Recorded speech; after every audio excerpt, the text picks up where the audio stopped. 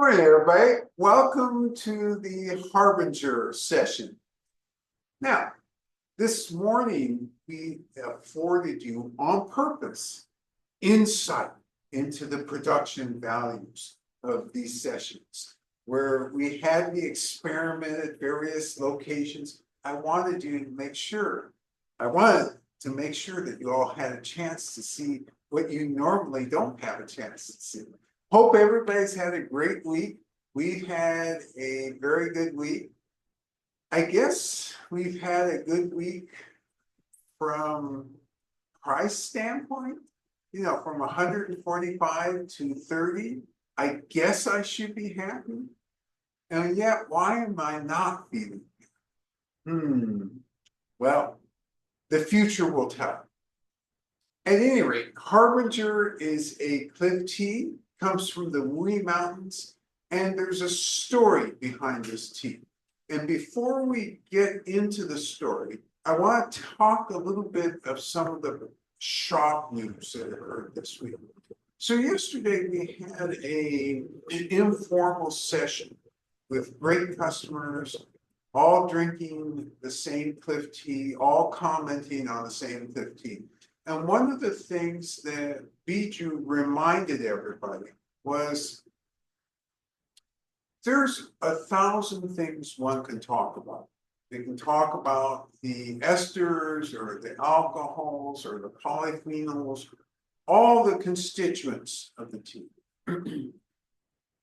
I can give you an exact picture of where the tea comes from. But these things don't determine how they interact with your body. And so when we're making judgments about these teas, yes, it's nice to know all these things. But really, what we're judging is how it's interacting with our genomic particulars and how it's reflecting in our bodies. And that's the number one takeaway when you're doing teas. How does it interact with you?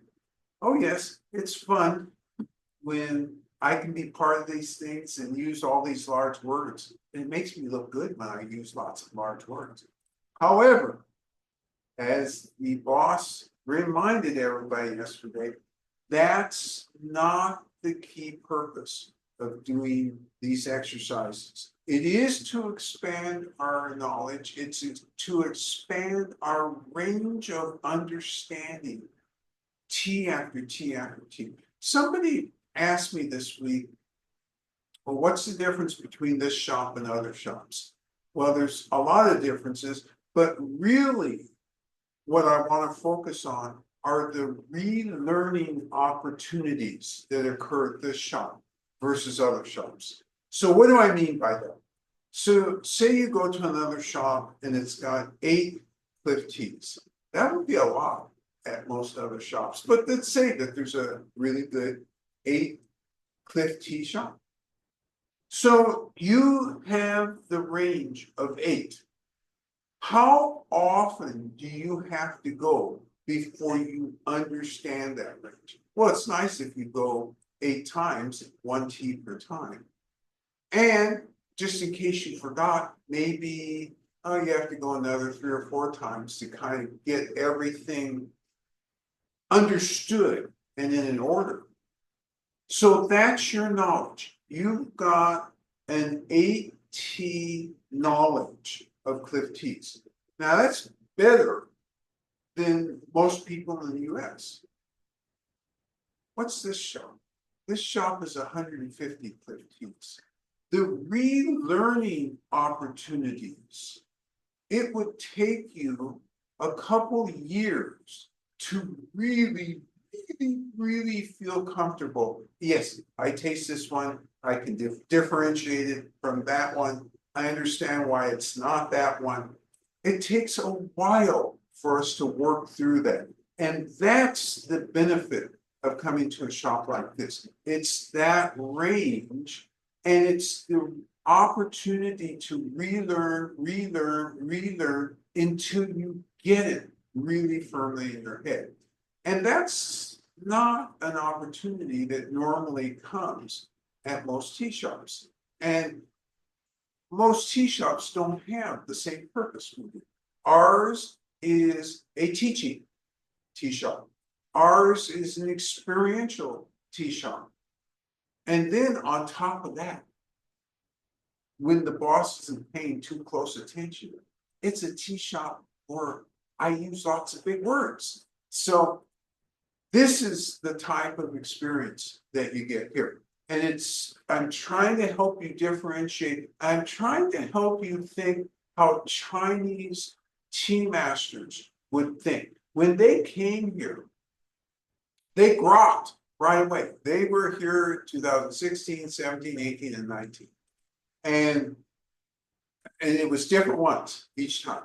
And they grokked almost uniformly right away. Oh my God, this is like a teaching facility.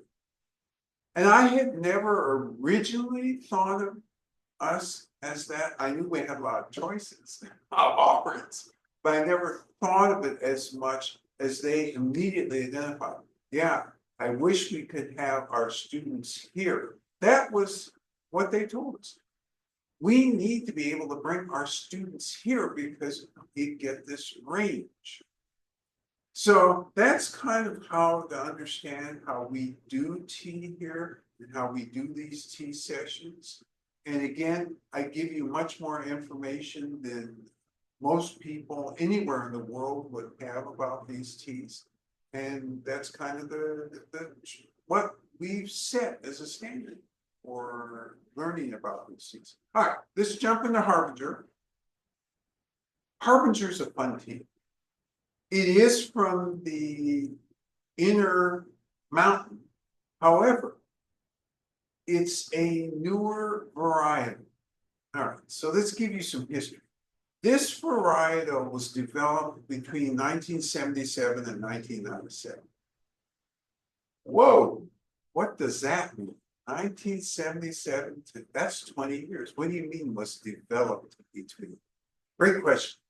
What I mean is they started hybridizing 1977. And by the way, China just had opened up, Cultural Revolution was over in 76. So now science was kind of the rule of the road.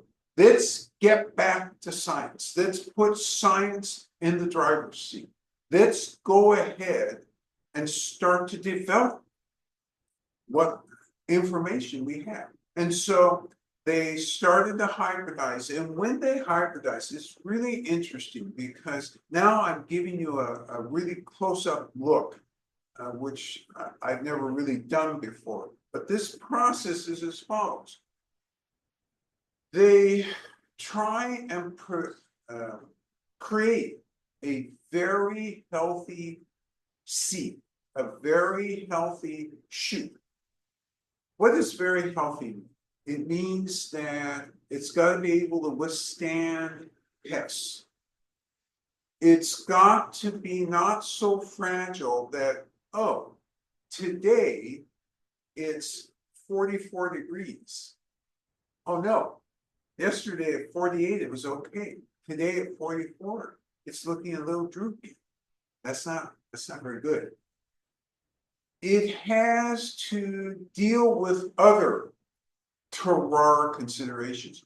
What if the normal 150, 170, or 180 days of fall, 1 year, oh no, only 90 days of fall? What happens then? What's the development like? What's the taste like? So they go first from the aesthetics. What's the plant look like out in terroir? So they're not only in the lab, they're always in cooperation with some farmers who volunteer to put aside a little bit of land to experiment with. At the research institutes, they have their own land and their fields. It's really great to walk in these fields at the research institutes because unlike normal, and you're used to seeing monoclonal fields, rows and rows, just totally beautiful. What you're not used to seeing is monoclonal fields that consist of maybe 12 plants. And then there's another 12 plants of a different varietal. And then so shape, color, height, all of it very different. And so it's really cool to walk through those type of fields. And during the picking season, it's even cooler to see them picking, and you see the different picks. So when they do these hybridizations, they go all the way through a cycle because they have to understand all these things. Is it drought resistant? So some of the fields are less water. Is it resistant to cold? So they can artificially induce a cold environment. They test that. What if it rains a lot? Okay, we have that test. So there's all the physical tests that occur. In addition, then there's the tests of, they have a way to check whether, bugs really like it. Is it attracting more bugs? Is it creating a situation where it would influence the fields around it? They're testing for all those things. So since they're testing for so many things, that's not I just got up this morning, let's try and make ourselves a new varietal. Let's go out in the fields, let's graft one onto the other. Let's see how that goes.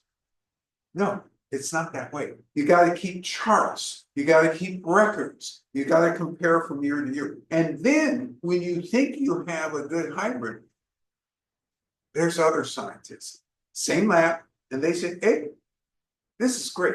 We're going to use this as a base for another varietal. We're going to experiment that way. So at any one time, you can have, in quotes, a male and female. It's actually asexual, but for the purposes of what we're trying to talk about, male and female, a male of one plant, female of another, point, you get another plant, and then the offspring, you see how that is for all the standards, but you isolate a bit of the offspring. If it seems good, let's try it with another plant. Sometimes you have the male, female, and then you say, hey, what if we did the opposite way? So they're doing all of these tests. This is not an easy process. It's a long process. But at the end of the day, what they're really, and what's great about these institutes is that they're local. There isn't one great big institute in Beijing where they're doing the testing for the whole country. Almost impossible, because we've talked about this. The micro terroirs of all of these places and how you get different results. Chinese are really smart. The scientists are really smart. They keep close to these micro terroirs so they can replicate, observe, make sure it's going to really fit for them. In this plant's particular case, the more they worked on it, the happier they became. And as they became happy, they had the other interesting thought. They said, well, this feels like it would be good for the Wui Mountain terroir, the Wui Mountain environment. It feels like it would be really good for the in the mountain environment. And oh, by the way, we're wondering, maybe this might be good in Zhejiang province. We're going to experiment. Now, let me tell you what was not being experimented so you don't walk away with a false impression. They didn't say to themselves, I wonder if we could start making Wulong tea in Zhejiang province. That's not at all what they said. What they said was, maybe because this is so hardy and has so much character, maybe we can do a green tea also in Zhejiang province, which would make sense for Zhejiang province, because that's what the farmers know. They don't know Wulong tea. They couldn't make a Wulong tea if their life depended on it, but they can make green tea. So this particular varietal also became accepted in Zhejiang province. Is that all? No. It was also accepted in Sichuan province. So this particular varietal actually sprang north and developed everywhere, but was processed according to local custom. What that meant about this particular varietal is it was so hardy and so adaptable to circumstances that it became popular in other places. However, the queen of the places is the Wulong nuts, because this varietal, once it was introduced for real production in 1997, by 2003, it became at the national level a famous tea of Wulong. So how did this happen so fast? Yes. So to the extent you've spoken about terroirs mattering tremendous amount in imbuing Wee Mountain oolongs with that cliff taste, the rock taste. So I'm wondering, you might take a varietal that's grown in the Wee Mountains and make a green tea from it. But I'm wondering if really you would want to take a varietal grown outside of the Wee Mountains and try to make a oolong with it, because it won't have benefited from that deep rocky soil. Great question. So this particular question addresses entrance and exit.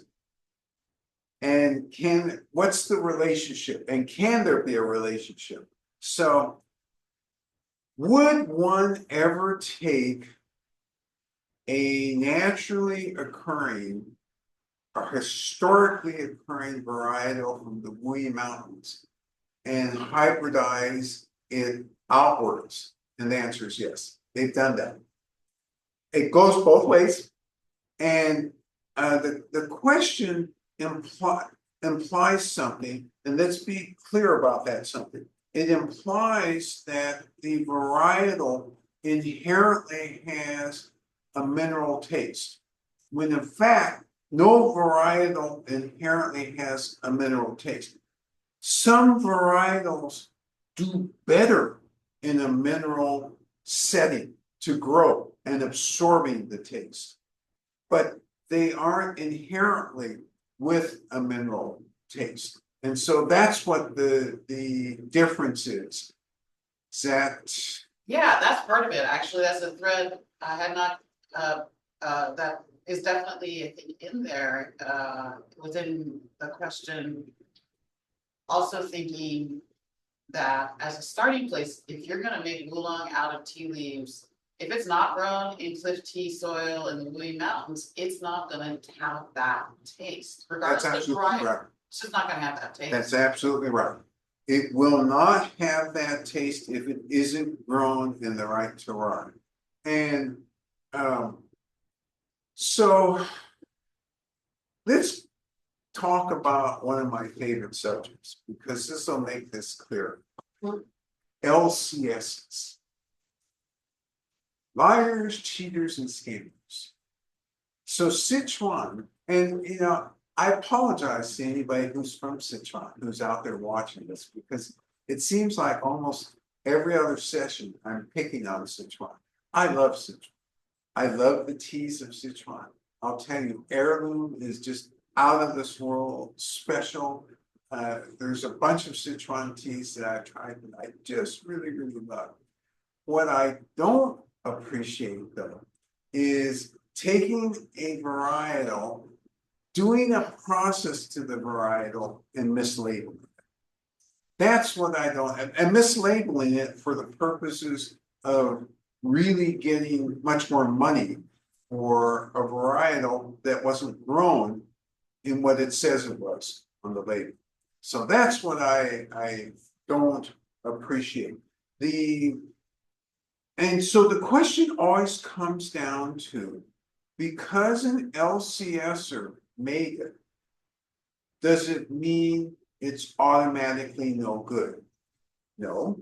What it means is if they call it a cliff tea, that's false. That's absolutely false. But if they've done something unique in the growing process in Sichuan that's interesting, it should be called out. Hey, I'm not an LCSer. I'm not advertising that this is in the mountain. I'm advertising that this is in the Sichuan where they have heirloom. And this is going to be a really good tea. That's a fair evaluation versus, hey, I'm just out there trying to make money.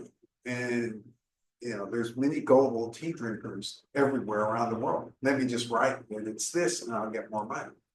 There's the difference. So moving forward,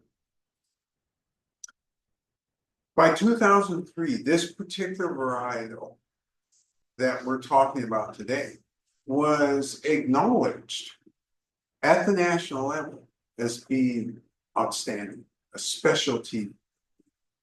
So in a way, it shows you that though 26 years from a human perspective, that's a third or a fourth of our lives.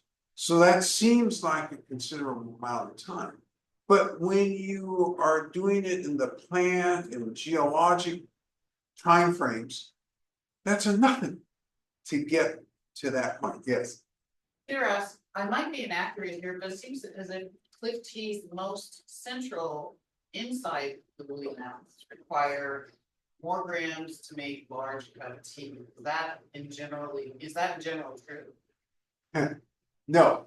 Who asked that? Peter. Peter, okay. Actually, it's exactly the opposite. It takes more grams. This is a great topic. Great question.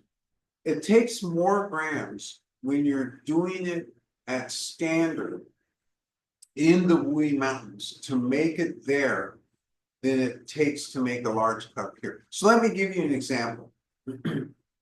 When we did, and I believe, yeah, you were at this session, Peter. So there were a number of tea friends in the shop on a Wednesday. And for whatever reason, all of a sudden, Tea Master's in a great mood, and she says to everybody, oh, let's do some small cup tea and have some fun. And so everybody gathered around, and Jonathan brewed one of the cliff teas. And in that cup, there were 10 grams. And that's kind of normal and it was a gaiwa. That's kind of normal for doing small cup. Many more grams than, and the equivalent tea would have been 5 grams for a large cup. Yes.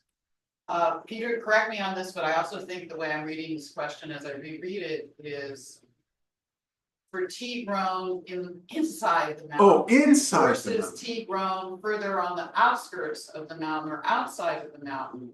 Do those teas that are grown inside the mountain require more grammage to get to a delicious large cup of Sophie's than a tea grown on the outskirts?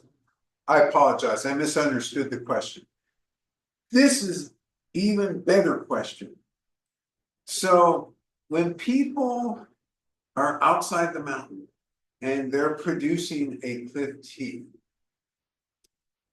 would there be a difference? Not so much would there be a difference. Yes. Would there be a difference in the amount of grams used versus the same varietal grown in the mountain? I believe that that's the real question, because if it's not the real question, and if the question is in general is outside more than inside, that can't be answered. And I'll explain that in a minute too. But if it's the same varietal, I can answer that. If it's the same varietal, let's think about the farmer on the outside of the mountain. If the farmer was really outstanding in craft, so we're assuming both in and out are craft, real craftspeople, and they poured all their blood, sweat, and tears, they did all the craft stuff, And they did it in a way not to deceive customers. Then, the flavor is never gonna quite match, is because in the mountain, you got the rich mineral flavor that comes into the tea. So in order to get that rich mineral flavor, when you don't have those rich minerals on the outside of the mountain, it doesn't matter how many grams you use on the outside of the mountain, it ain't, excuse me, it is not going to be equivalent to inside.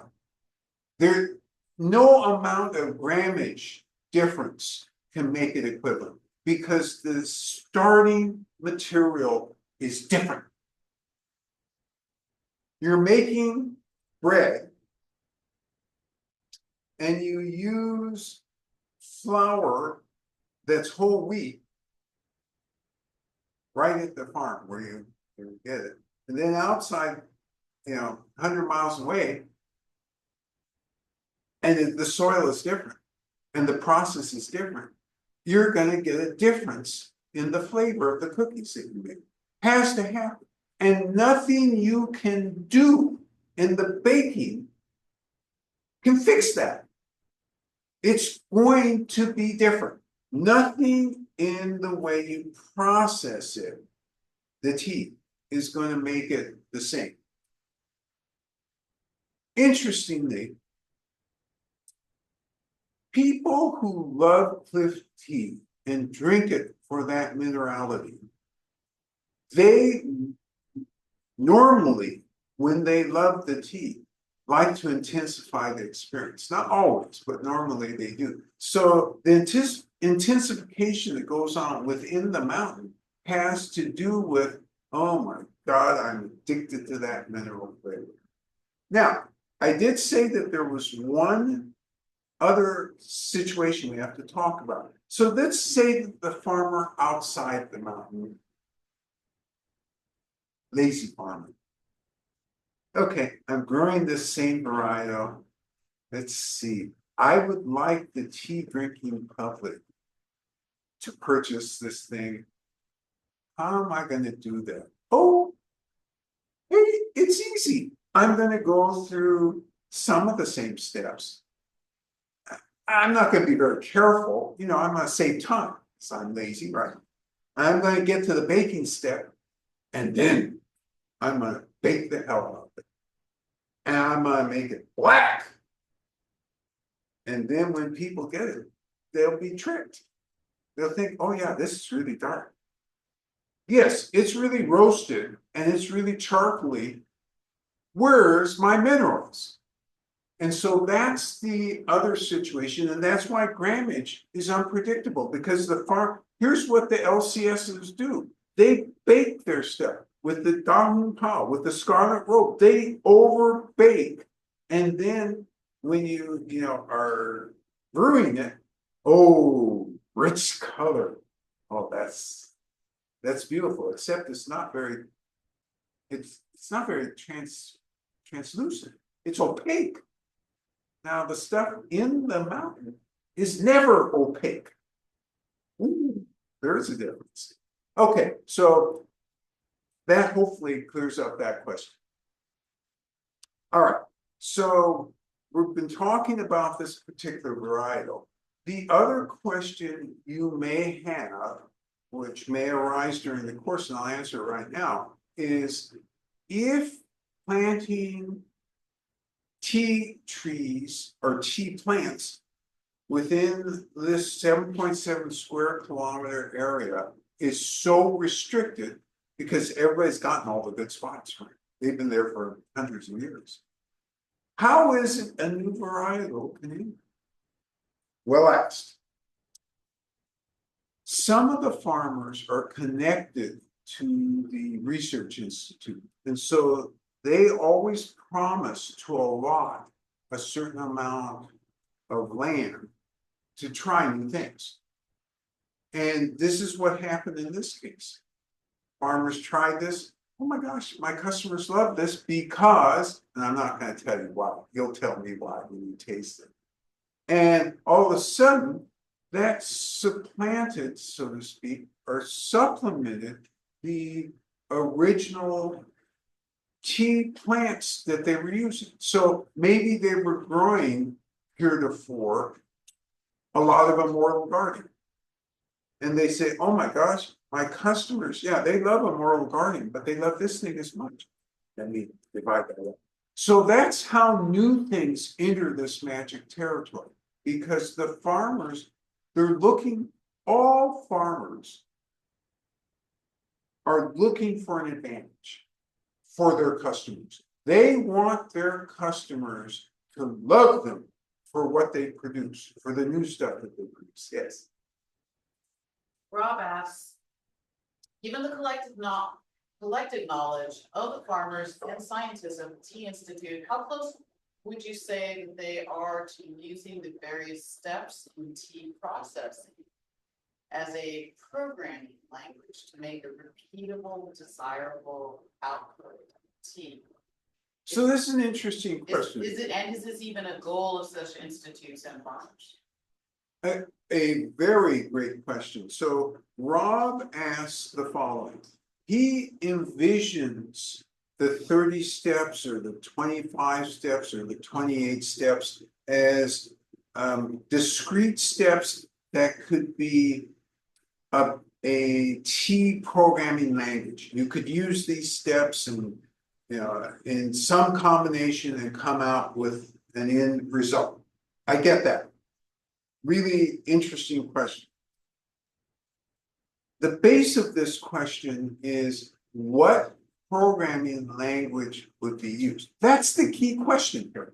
It really is. And so we get down to the states in the 1980s.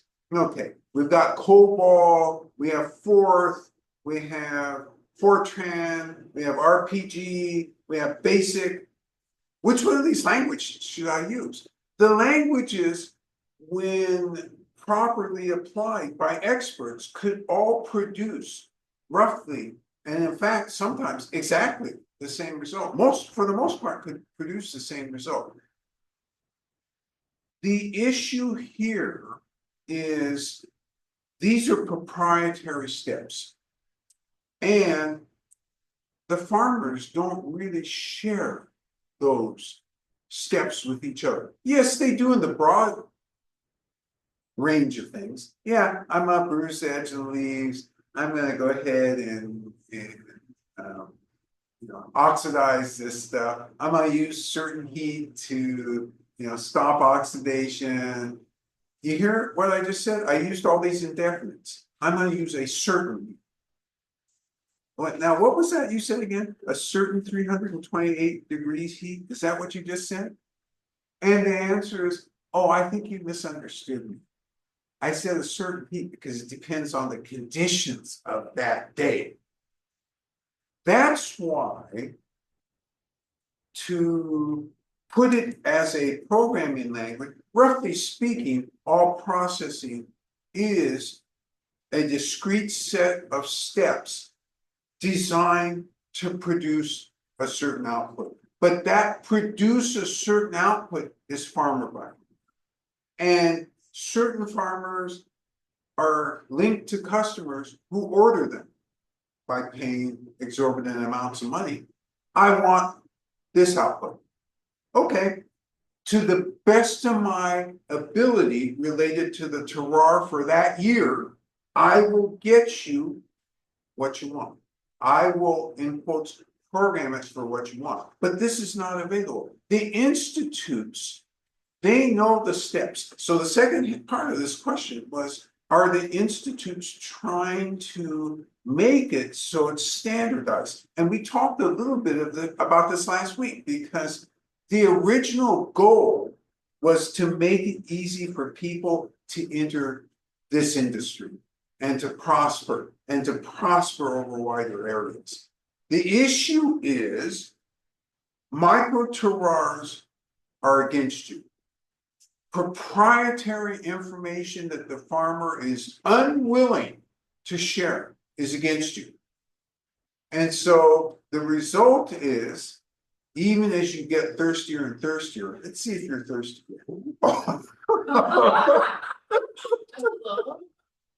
Oops. That was a great question, Rob.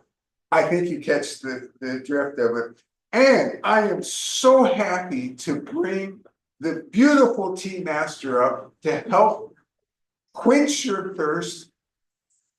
And let's go ahead and do it. Harbinger, you'll demonstrate that. All right, so the shift.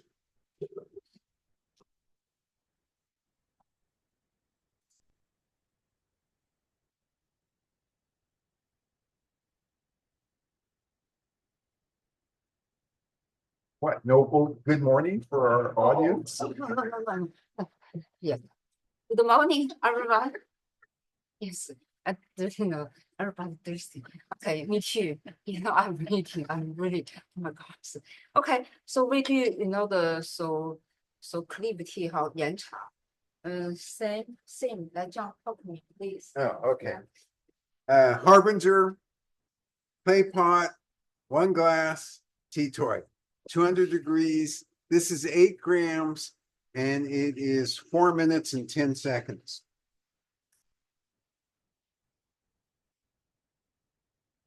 And the key is to get that pot as close to 200 degrees without putting it in the oven. That is via the water, hot inside, hot outside.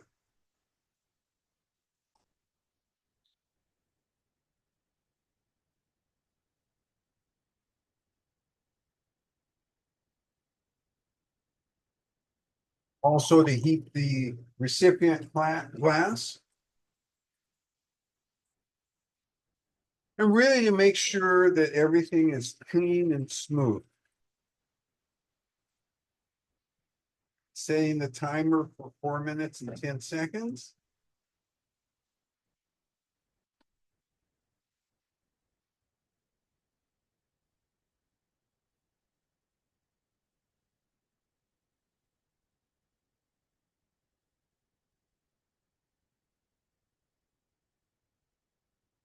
And you notice how the tea master does not handle the tea with her hands, and instead uses tools. Why is this important? Because most of us have some residue of something on our hands, and many times that can influence the end product. And in China, they're really, really particular about this. In the contests, in the labs, they usually wear gloves. If they have to handle it, it's with neutral gloves. Tea master is drawing the water.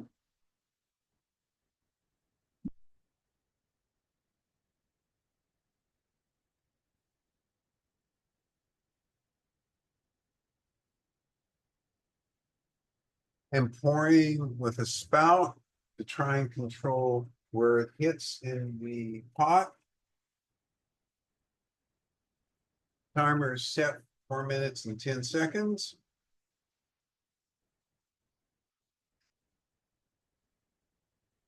And off we go. Great. Yeah, I did. I said. So to finish up with Rob's question, because the underpinnings of this question are exactly what the research institutes tried to do in the early 2000s, which is to get to a formula not only of growing, but also of producing. And the farmers, in essence, resisted that. And eventually, well, and actually, at the end of the day, who really resisted that? The customers did, because the customers voted with their money. As the farmers who stayed craft had to charge more and more money, they found, oh, all these customers keep coming. They won't let me do the industrial teeth stuff. Sorry, I'd love to do the industrial because I wouldn't have to work as hard, but I wouldn't get the money I'm getting now. Remember this. These farmers harvest once a year. Now, that doesn't mean they don't do a little pruning in other parts of the year and always out there looking, but the hard work comes from March, April, May, June, July, August. And the most difficult work is into March through May 15th. Every other time, it's more orderly work. The work between into March and May 15th is insane work. It's 24/7 type of pressure and schedule. Rest of the year is relatively easy. And some parts of the year, nothing to do. And yet, all of these farmers that have fields within the mountain, fabulously wealthy, great houses, just really have been lifted from what it was before. So they don't have incentive to do something that's non-craft. The outside of the mountain, because many of those are newer farmers and are looking to get on the gravy train, that's a different story. They're getting money, but they're not getting it at the same rate, anywhere near the same rate that they're getting it inside. Are they working as hard? No, they're not. So it kind of comes down to, for craft stuff, humans are willing, in many cases, to pay extra money because they recognize for them there's a value. And that value isn't opaque. It is not opaque. It's very clear. So from their perspective, this is the right thing to do. So this is the background of Harbinger. So there's some things that I'd like you, once we enter the quality arena, to pay attention to, because a question came up yesterday about whether one should just close their senses off to what they're detecting and instead just follow an order of entering the quality arena. And you can't do that because we're all human. So if you smell something and, oh, I didn't need to do that in that order. No, this is a total sensory experience all the way through all the objective standards we're using in the quality arena, all the way to the subjective standards we use to aroma and taste. A timer went off. Tea master separating tea water from tea leaves. Oh my gosh, what a beautiful color. Wow. This looks like real cliff tea. Nice, colorful, and not opaque. It is translucent. This is a beautiful composition here. You know, if tea had texture, this would be perfect texture. All right, so let's go ahead and enter this quality arena. And remember, this is 200-degree heat, heated tea. So we're careful in inhalation.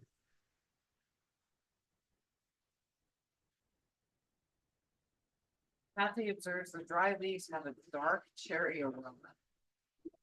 Kathy immediately identifies a dark cherry aroma in the dried leaves. I'm with you. Remember, when I'm first tasting, I'm looking for first the astringency in my mouth. Oh, and Peter, no, who was it yesterday, brought up an important question. Maybe it was Joe. It was Joe. An important question about astringency and bitterness. Are they one and the same? They are not. Astringency is the drying sensation. Bitter is bitter. We all know what bitter is. Not good. So we're making a judgment about astringency. We're making a judgment about aftertaste and energetics. second inhalation.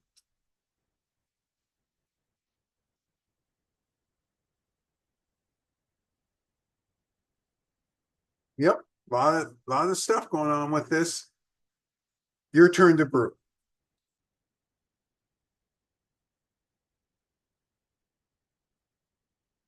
And this one is definitely, I hope you have your notes out from the previous sessions. This one is different from any other one you've had so far.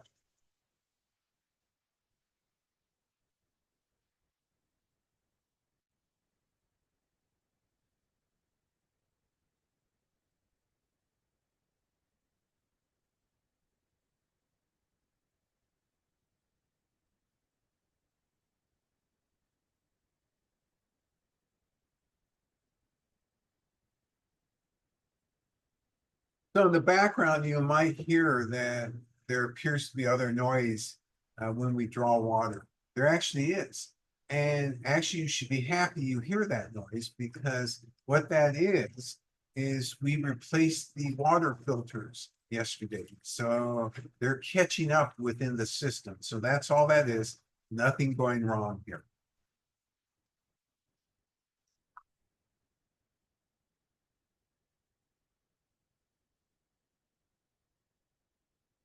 All right, so the tea master is using her tools. She's gonna put the tea leaves in. You should be doing the same thing.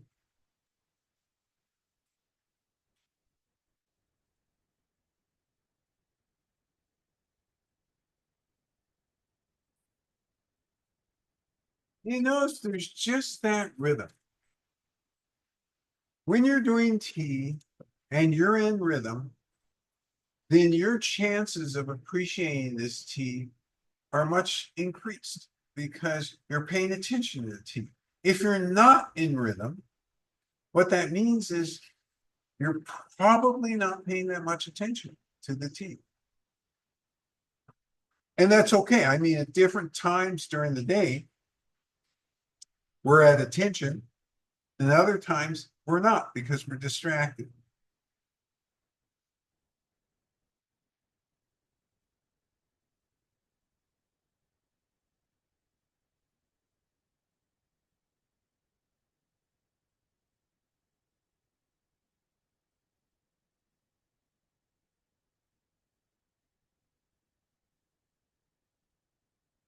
Good. Hot inside and outside.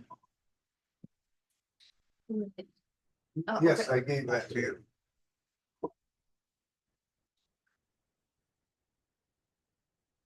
All right.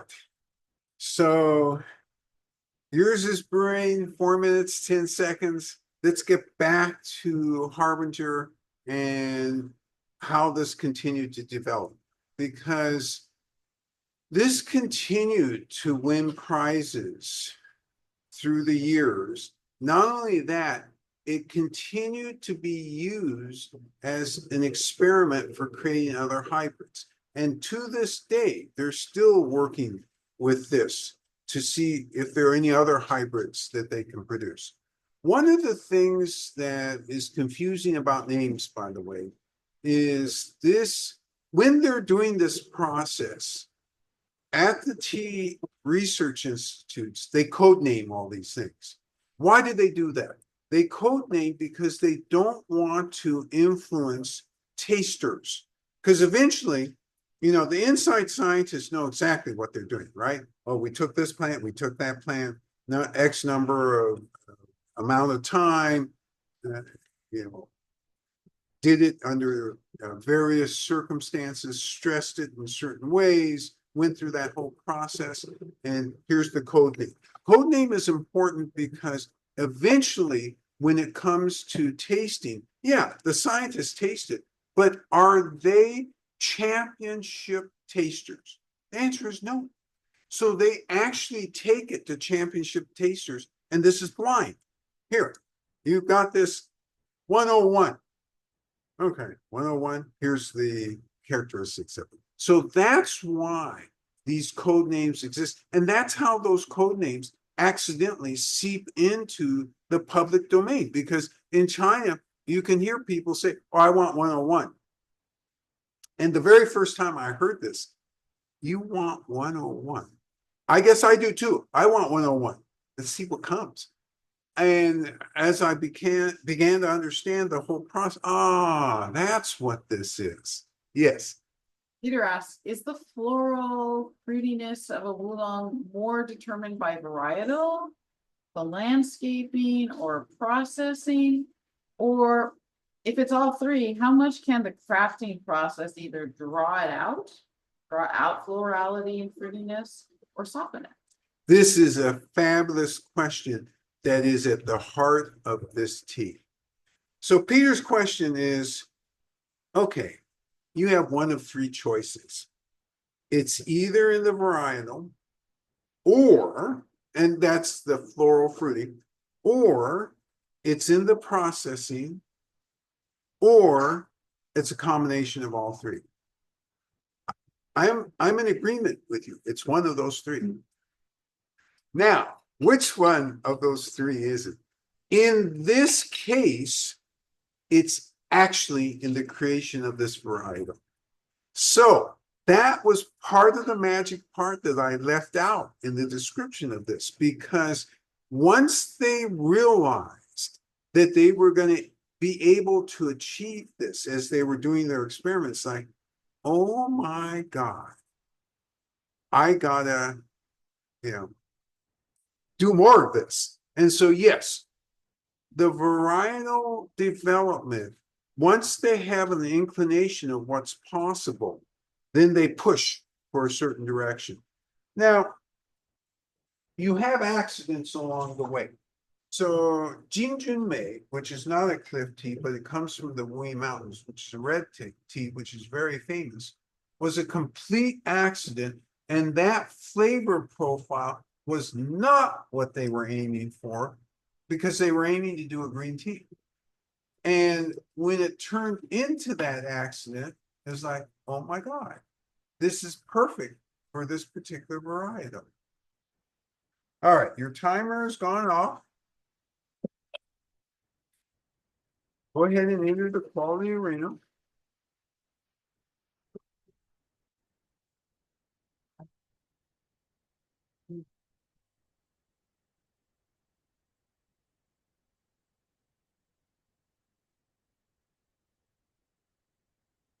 This. So a lot to think about with this tea. And Kathy did set the right tone by talking about the dry leaves with the dark cherry, without question.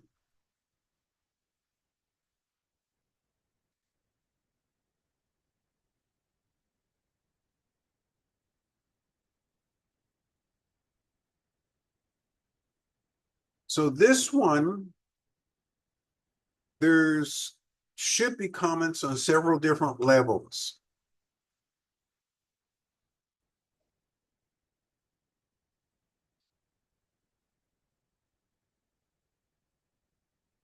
Peter says, this is like a fun summer carnival. There are just so many attractions garnering my attention. Oh my gosh. It's bright. There's an aliveness to the floral and the fruit. Peter took us all to Disneyland. Better than Disneyland, a summer carnival. The comparison being made here is you have so many flavors floating around in this thing. And you do have a lot of flavors floating around in this thing. And so some of the things to ask yourself in a condition like this is, okay, while I'm trying to parse this, what sort of thing would I say overall? Would I say it's balanced? Would I say it's thick? Would I say it's thin?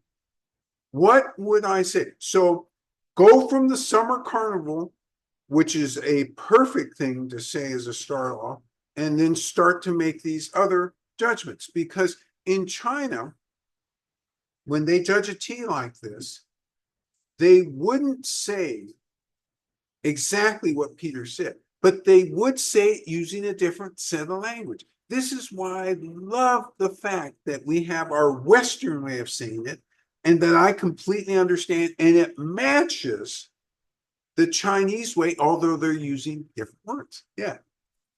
Dylan and Teresa started with color. What a beautiful color. Such a deep, almost rosy amber. Love this description. Dylan and Teresa looked at the color first, and they really, as they entered the quality arena, gave 5 stars to the aesthetic, rosy and amber. And I noted that also when this poured out. I didn't use such poetic words, but I used understudy words. Got that start. But you have used great words to characterize this. Yes. Rob says, my nose detects plum, cherry, and caramel sweetness with hints of tobacco and roast. Plum, cherry, caramel sweetness, hints of tobacco, and roast. Oh my God. That sounds like a summer carnival to me. That sounds complex. There is a ton of things going here. Fruit and floral. Plum, cherry, and rose. Wow. I wonder if I put something in this. No, the tea master is giving me a look like, of course not. And I'm wearing the linen, so of course not. Yes. D&T observed wonderful mouthfeel, astringent, but it's a pleasant astringency. Now, listen to this comment from Dylan and Teresa. Wonderful mouthfeel, astringent, but a pleasant astringency. This is the magic of the craft of a well-done cliff tea. You get astringency and it doesn't turn you off. In fact, it invites you. It says, hey folks, I'm a real tea. Wait till you see what's inside. Great comment.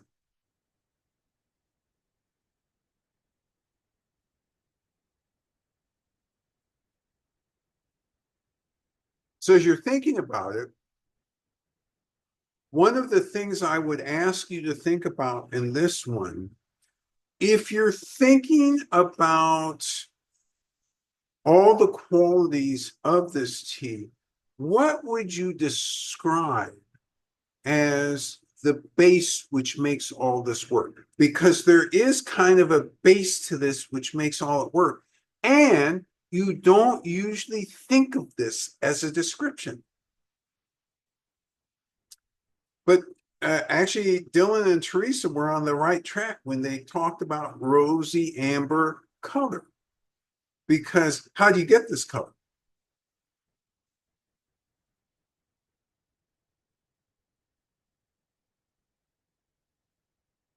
Peter says, there's just so much life and vibrancy to this tea. It comes forth, but not overbearing or heavy-handed. Life and vibrancy in the tea, Peter knows.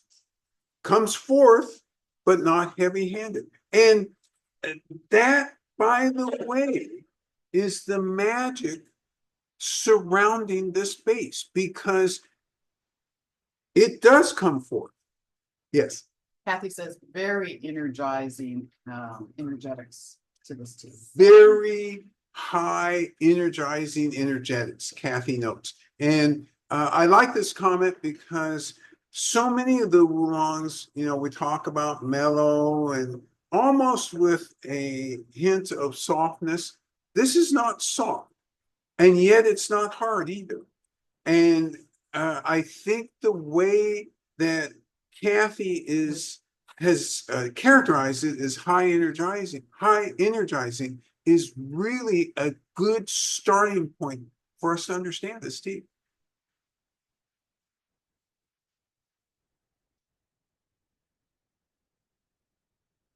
So while you're thinking about it, now that I've exceeded the time, I will kind of tell you how the Chinese view this.